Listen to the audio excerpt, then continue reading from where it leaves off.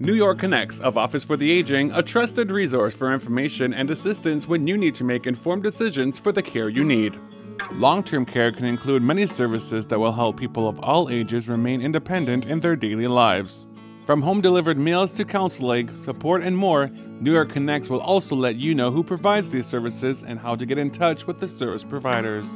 For more information on New York Connects and meeting your long-term care needs, contact Information Coordinator Allison Cook and Administrative Assistant Tracy Holcomb at 358-2834. New York Connects is endorsed and supported by the New York State Office for the Aging in collaboration with the New York State Department of Health.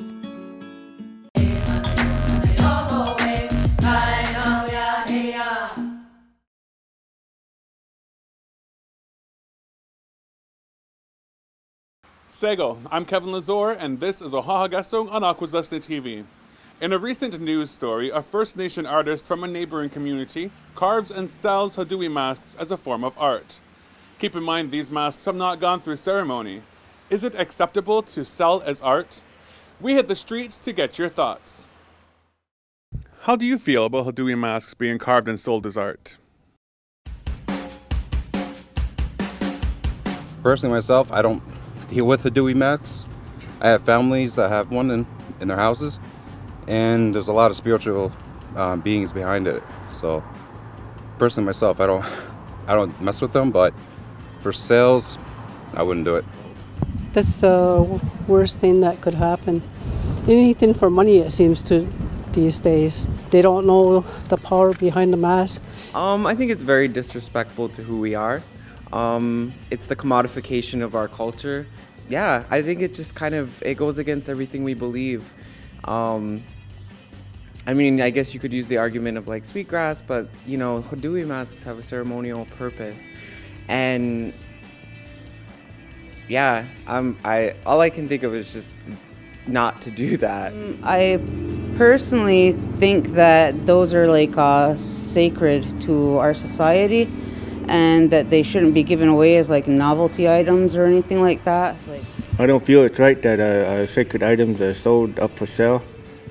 But from other elders and sources that I've heard, that as long as you put eyes and mouth in the gagosas, the faces, that they're alive then, and that anytime you're depicting the gagosas, the false faces, that you're imitating the grandfather. So in that way, I don't think that they should be up for sale. It's sacred to the Mohawk community, and I guess other indigenous Haudenosaunee communities. It's just a very sacred thing, and it's not something that could just be sold.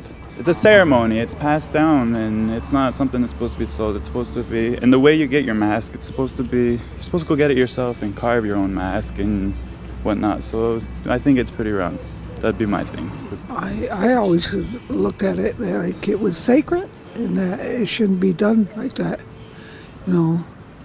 But I guess if it's not gone through the ceremony to make it official, like, you know, there's a certain ceremony you go for Hatowis.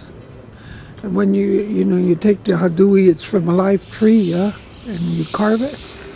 So I think if it's just a replica, it's okay, I guess, if it's not a real thing.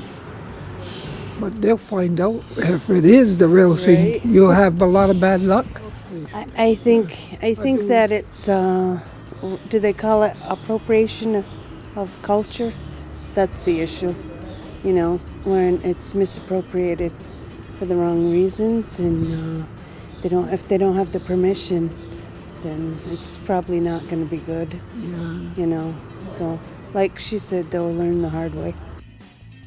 Please leave your thoughts on this topic in the comment section.